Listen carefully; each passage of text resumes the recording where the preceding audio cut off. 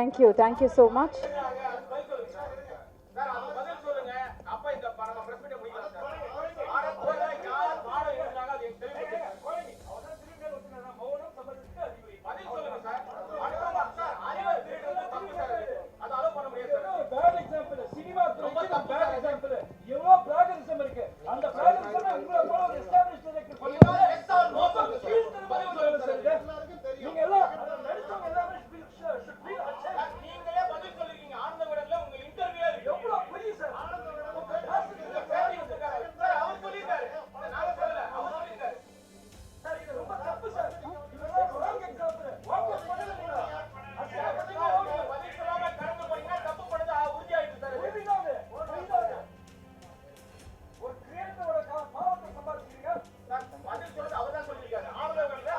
Sir, 1 minute. No.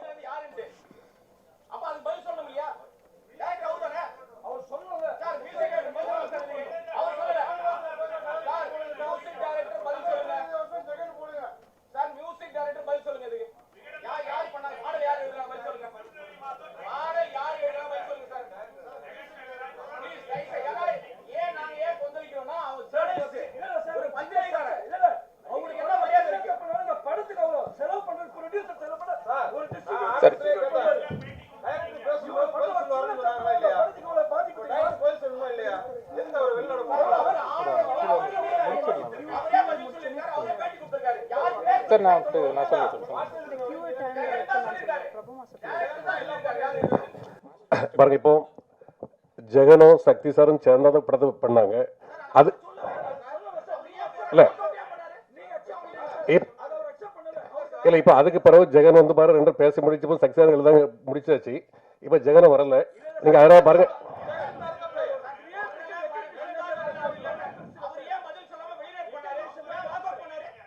இல்ல அத ஜெகன் வந்து அக்செப்ட் அந்த பிரச்சனை முடிஞ்சிட்டு நீங்க முடிஞ்ச பிறகு அந்த பிரச்சனை இப்போ பாருங்க இப்ப ஜெகன் வந்து பாருங்க இந்த கம்ப்ளைண்ட் கொடுக்கவே இல்லை.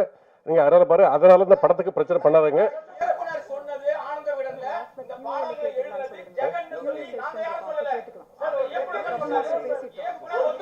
சரி, நாங்க அடுத்த ஒரு பிரஸ் மீட் வைக்கிறோம் தனியா இதுக்கு மட்டும். நீங்க அதுல பதில் சொல்றோம்.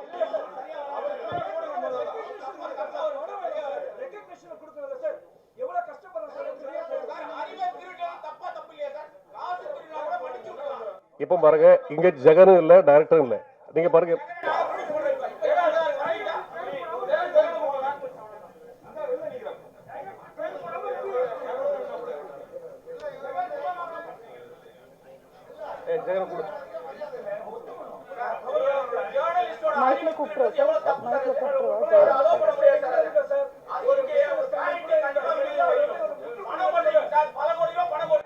Okay, sir. 5 minutes.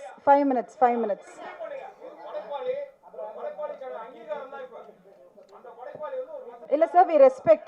கண்டிப்பா உங்க எல்லாரையுமே நாங்க ரெஸ்பெக்ட் பண்றோம். ஒரு 5 minutes.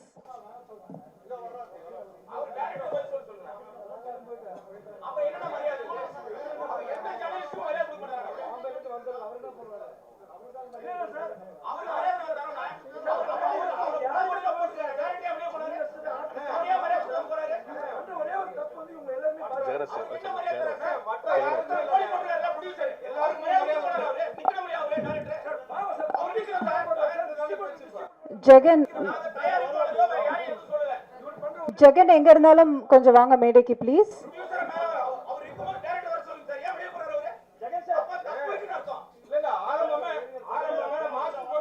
ஜெகன் ப்ளீஸ் எங்க இருந்தாலும் மேடைக்கு வரும்படி கேட்டுக்கொள்கிறேன். ஜெகன் ப்ளீஸ் ஸ்டேஜ் வாங்க.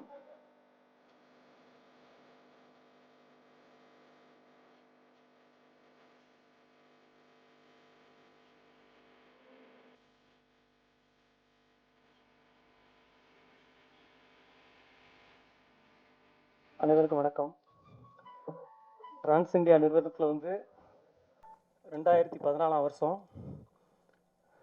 நான் ஒரு ஆஃபீஸ் பாயாக சேர்ந்தேன். ஒரு ஆஃபீஸ் பாயை எனக்கு ஈபி ஆக்குனாருங்க முதலாளி. எங்கேயாவது நடக்குமா இது? நான் வந்து பெருசாக படிக்கலை, பெரிய அழகு கிடையாது. இந்த கம்பெனியில் வந்து என்னை சேர்க்கறதுக்கு நிறைய பேர் வந்து எதிர்ப்பு தெரிவிச்சாங்க முதல்ல. இந்த கம்பெனியில் எப்படிப்பா உன்னை சேர்ப்பாங்கன்ட்டு. எங்கள் ப்ரொடியூசர் வந்து ரொம்ப கீழே உள்ள இடத்துலேருந்து மேலே வந்து வருங்கனால என்னை முதல்ல பார்த்தாரு. ஒரு மனிதனை பார்த்த உடனே அவனுக்கு நான் ரொம்ப நெகட்டிவாக இருந்தேன். நமக்கு ஒன்றுமே கொஞ்சம் எழுதுவேன், இலக்கியம் படிப்பேன், அது எல்லாத்துக்கும் தெரியும், உங்களுக்கு தெரியும். அப்போ வந்து எல்லாரும் என்ன சொன்னாங்கன்னா, நீ இன்னும் ஒரு பார்க்க ஒரு இதாக இல்லையப்பா, அவ்வளோ பெரிய கம்பெனியில் வேலை செய்யணும். சாரி, என்ன நேரில் பார்த்துட்டு என்ன சொன்னாங்க, எனக்கு பேச முடியல, சாரி, ரொம்ப பேச முடியல, கவலையாக இருக்குது. இப்படி ஒரு இந்த மேடையில் நான் இப்படி வந்து நிற்க வேண்டி இருக்குன்னு நான் சத்தியமாக நினைக்கவே இல்லை.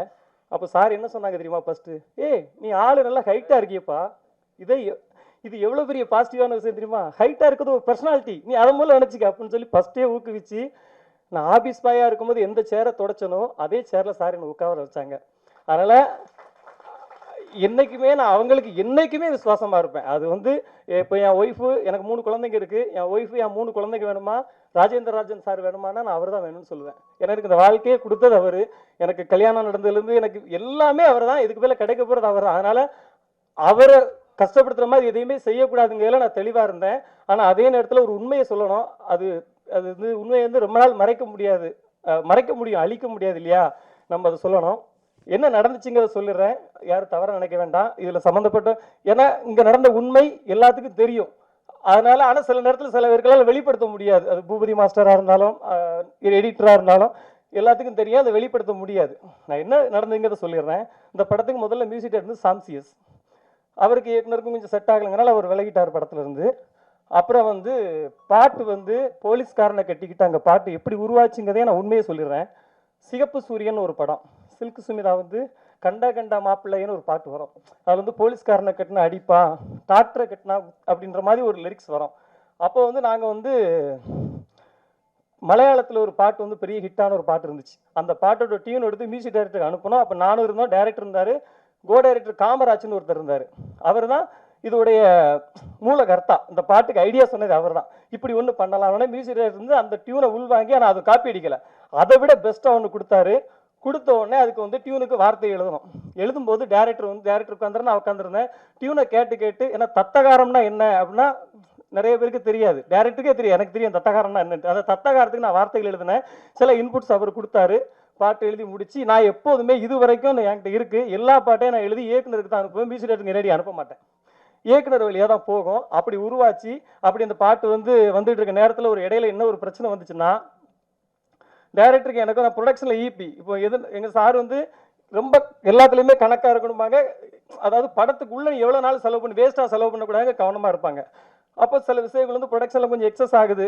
ஒரு 8 கோடி ரூபாயில் துவங்கப்பட்ட படம் 15 கோடிக்கு மேலே ஆகுது. இப்படி ஆகும்போது அங்கே என்னென்ன பிரச்சனை இருக்குங்க நான் சாருக்கு கன்வே பண்ணேன்.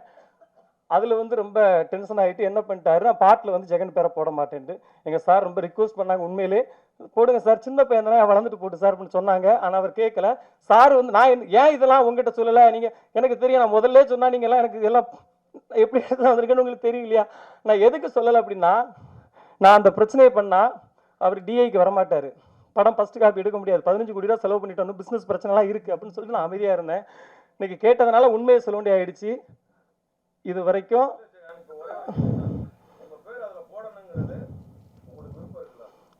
நான் கண்டிப்பா கண்டிப்பா கண்டிப்பா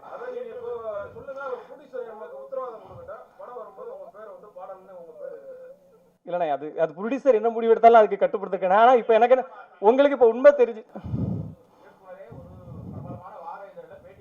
ஆமாம் ஆமாம் ஆமாம். நான் சொல்கிறேன் உங்கள்கிட்ட, யாருக்கே நான் சொன்னேன்னா இது வரைக்கும்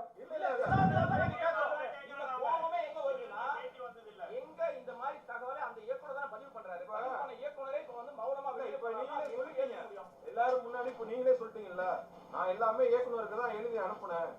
ஏன்னா இயக்குனர் ஓகே பண்ணி தான் மியூசிக் டைரக்டருக்கு போகணும். இதுதான் ரூல்ஸ்.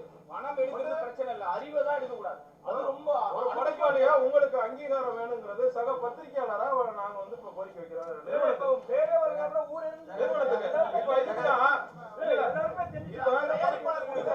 நீங்க எழுதுன இப்போ பாருங்க இதுதான் ஃபர்ஸ்ட் டைம் என் கவனத்துக்கு வந்திருக்குது. நீங்கள் இதை பேசிட்டு போயிட்டு இருக்கோம். இந்த ஃபங்க்ஷன் முடியாது. அதில் இதை நான் ரெண்டும் விசாரித்து என்ன படம் நாங்கள் டிசிஷன் எடுக்கிறோம்.